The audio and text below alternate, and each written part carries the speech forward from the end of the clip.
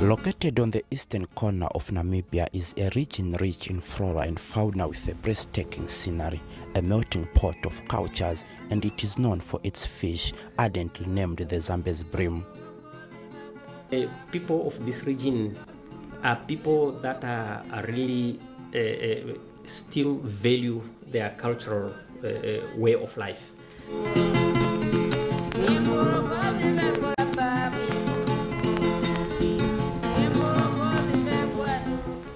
A tropical area, Zambezi receives above average rainfall and its terrain mostly made up of swamps, floodplains, wetlands and woodland, qualifying it as the wettest region of Namibia. The region also prides itself with one of its distinctive features, wildlife. Until 2013, the Zambezi region has been famously known as Caprivi, a name drawn from a German chancellor, Leon von Caprivi, who in 1890 had negotiated the land in exchange with the British.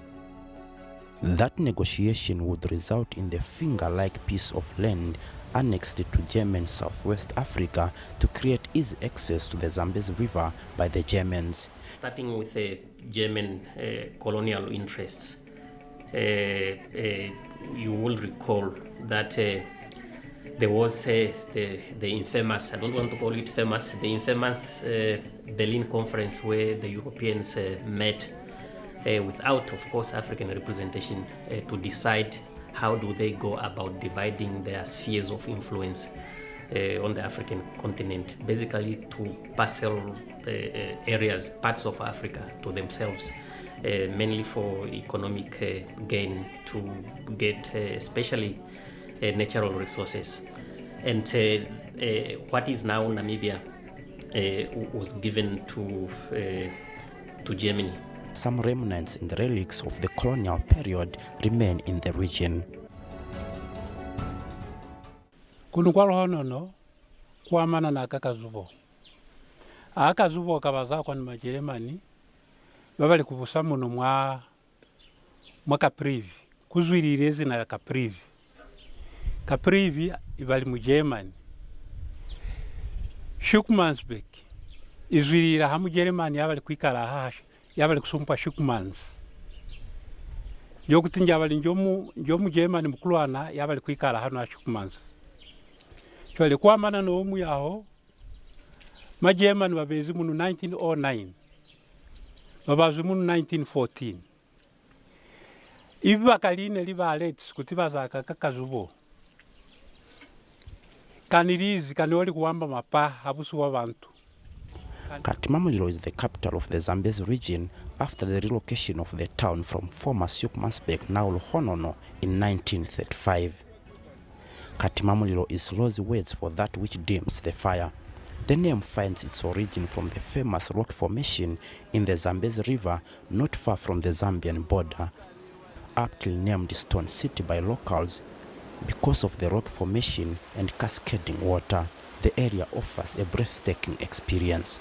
It's an interesting story because Katimamulilo literally means, okay, mulilo is your fire, like in any other African society. I think that is used across. Now, Tima, it's your dim of fire or extinction of the fire. Now, when you put the K, A, and say Katimamulilo, now you literally mean that which dims the fire, that which extinguishes the fire. The legend of the story is that a fisherman trying to cross the river both ways, from Zambia to here, or from here to Zambia, because that will be in terms of the flow of the river. At some stage, the river level will be very low, and that's the point which they used to cross from the other side to here. But of course, before crossing, you have to pass by those rocks at the rapids, and the canoes which they were using will either get capsized because of the rocks and the fast flowing water, and therefore the Firebrand which they carried to light fire on the other side will get extinguished and therefore they will be forced, when they reach on the other side, to now start looking for how to start a fire, because their firebrand is extinguished, and therefore they named that place Katimamulilo, the one which dims fire. Building projects in the central business area have sprung up in town in a major development drive by the Katimamulilo Town Council. The Katimamulilo Open Market, the largest open market in Namibia, helps thousands of vendors generate an income for their livelihood. Projects such as the mass housing are also poised to help solve the house backlog for thousands of residents. Katima was declared as a town in 1995, and the current population, according to the census, we are standing at 28,200. Well, the town have moved significantly from the village setup to the current town where we are today. Then one of the achievements that the town is proud of, we can see the construction of the regional office, which is all, the opening of the waterfront. Now our town today, we are proud, we have robots. We have at least tarred roads in our town. And we have seen the born of new locations. Much of the facilities are still here in terms of education, health, shoppings, banks, and so forth. With a population of over 9,000 inhabitants, the Zambezi region is composed of diverse ethnic groups of the Mafwe, Masuvia, Matotela, Mayei, Mambukushu, Barakwena, and some pockets of Balozi people. Most of the region's inhabitants depend on subsistence farming for a living. The Forced Delimitation Commission resulted in the changing of the name Caprivi to Zambezi in 2013. The new identity is well suited considering the Zambezi River's continued offering of abundant riverine foods such as fish and water lilies. As you know that the colonialists, colonial masters, when they came to Africa or wherever they went, they preferred to name places or countries with their own names, with naming after their leaders, naming after their ancestors and all that.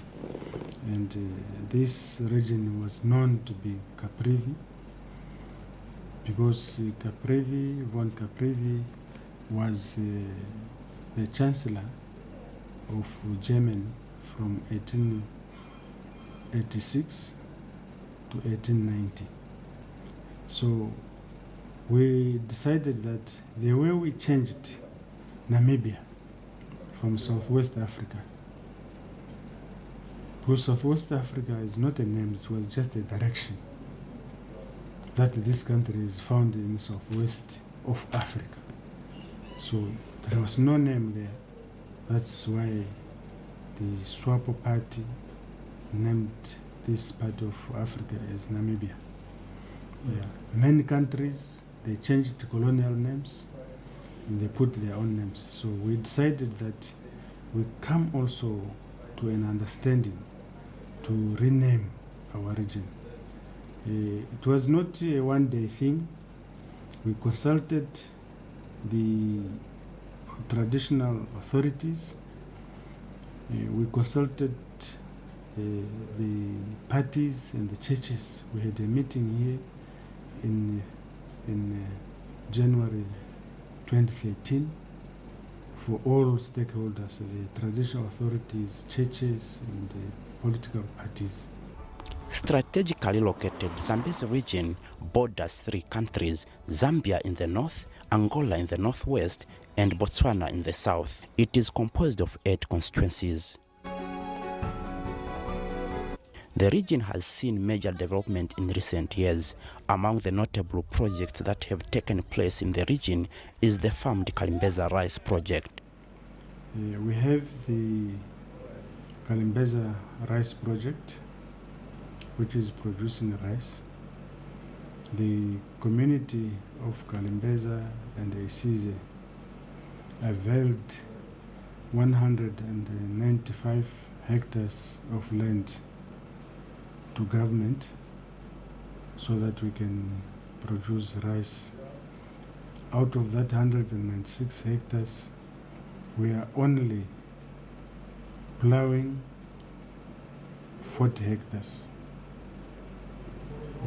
Here, the government has to pump or inject more finance so that we cover the whole area. It's a vast area, and when it is covered, we know that many people will be employed there as permanent employees and also casual workers. About 14 houses that had been built there, and also a very big warehouse had been built there together with the machines that had been brought in there, and also the administrative office. You'll find that it had been revamped. In addition to that, we have added to the number of hectares that are being plowed. We, at one stage, think we have covered about 60 hectares. That area is big. It should cover about 200 and something hectares that should be under plantation. So once that is in operational, I think the whole of Namibia won't be importing rice from anywhere. They will be eating their own production. Declared a national project by former Namibian President Hifikepunye Pohamba in 2009, Kalimbeza Rice Project is located 30 kilometers east of Katimamulilo, close to the banks of the Zambezi River. The project covers an area exceeding 200 hectares with about 48 hectares already under production. Many rice varieties are produced at the project, and it offers employment to hundreds of people in surrounding villages. Small-scale farmers that are given fields at the project also benefit.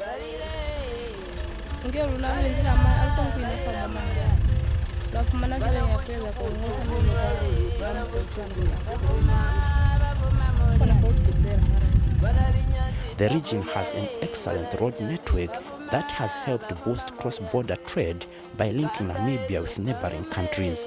The Trans-Caprivi Highway is one such road network. In 2004, the Katima-Sesheke Bridge, a joint project between Namibian and Zambian government, was launched in Katimamulilo, putting to a stop the cumbersome process of using a ferry when traveling between the two countries. We have the MR 125, which is Riselo, Linyanti, Sangwali, Kongola, Singalama Road. This road started the groundbreaking took place in 2011, in October 2011, because the MR 125 is being worked on by RCC with a joint venture of MCC, it's a Chinese company. Their equipment did not come on time. They only started in April 2012. And this road is now open to the public. This road, it covers a distance of 238 kilometers from Liselo to Singalama. We have also Izimwe Nagavalero Road, which is 22 kilometers. It's still under construction. The contractor is on the ground working as we speak now. Very soon this road will be also open to public.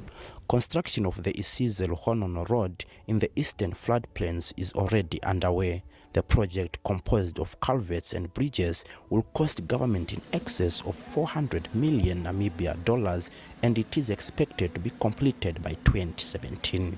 Then we have also another road which started recently in January this year. The groundbreaking took place last year in November, and the work started this year in January. This road is from Namalubi through Isize to Luhonono. From Namalobi to Kalimbeza, Isize, it will be tired. And from Isize to Lohonono, to be a gravel road. The first time that the government is trying to test the waters of the floodplain so that we can put up something there, but according to plans we can see men had conquered, and we will also hope we will definitely conquer by reaching those floodplains so that people should not be suffering. Again, that's a major access road which would allow our citizens, particularly those around the flood prone areas, to be able to travel, to be able to access major facilities within the town, or be able to connect within various localities. Zambezi region faces a critical shortage of potable water. The construction of a water pipeline is seen as the best remedy for this dire situation. Once fully completed, the pipeline is envisaged to become an important water source for thousands of residents. Pertaining to water, we have had the Ngoma Katima pipeline, which is ongoing. We have the Katima Kongola pipelines, which are also currently ongoing. We have major progress on the Katima Kongola pipeline, and our citizens, part of the areas, they're already accessing water. The existing water supply was between Katima Mlilo and Kapani. These people, they are getting our water from Katima Mlilo. And then in 2012, we opened up phase 1 to supply water from Katima Mlilo to Sibinda, which was commissioned last year in 2014. People are now able to drink potable water. With a growing population and in keeping with the aspirations of Vision 2030 that envisions Namibia as an industrialized country by 2030, the Zambezi region proclaimed Vukalo a village council. Infrastructure is being erected, ensuring that we have proper administration. So we have started with the Zambezi Regional Council offices, which is currently under construction. This office would house the councillors and all the administrative office of the council, as well as the governor's office. It's a 4-story building, and the whole concept of how that building is being built is to allow that we be able to administer and also to engage with our residents in the region. We also have the Vukalo Village Council offices, which is also under construction. It's also nearly to be completed in October 2015. It's a 2-story building, and it also will improve governance within the village council. It is the intention of the regional council not to stop with Vukalo alone. We declared last year Kongola as a settlement. Now we start with the declaration of a particular area as a settlement. From a settlement, it then is proclaimed as a village. Now the various processes, what we look at, it's not a matter of just declaring that area.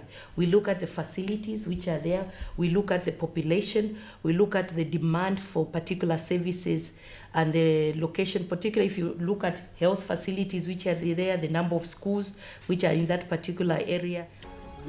Zambezi region experiences floods each year that results in the displacement of thousands of residents. The Zambezi region has been calling for the elevation of areas as part of a permanent solution and mitigating the effects of the current floods. The Kapelwa Kavajan ferry, procured by government to ease the transport challenges faced by communities in flood-prone areas, often does not easily navigate the Zambezi river system due to the shallowness of the river and clogged waterways. The government sort of taking all the people who are in that area to come to higher ground. But after my explanation to both the president, the prime minister, the former prime minister, and all the officials at the office of the prime minister, that it's not going to be good for us to move all the people from there, because this had led this country to lose Kasikiri. Kasikiri in the past used to be a part of Namibia, and the even school was there. There was Kasikiri school there, but people abandoned it first in 1952, and then they came back again in 1953 when the flood came. They left the area. By upearthing, we mean elevating or embankment of schools, 200 by 200 meters, and this area is elevated, so when the people are flooded, they leave their village, they come and stay temporarily for 2-3 months when the flood is still raging, and once it subsides, they go back to their village, and which means there will be no moving, shifting up or coming up to higher land, because that one is very expensive for the government, and even books, desks are also damaged in the process, and we are afraid one day water is not very friendly to human being. One day we might lose lives. With regard to navigation, because the water is becoming very shallow, yes, we have decided as a government, and the government had listened to our plight. They have bought a dredger, although we told them to go for another one again so that we should have 2 dredgers.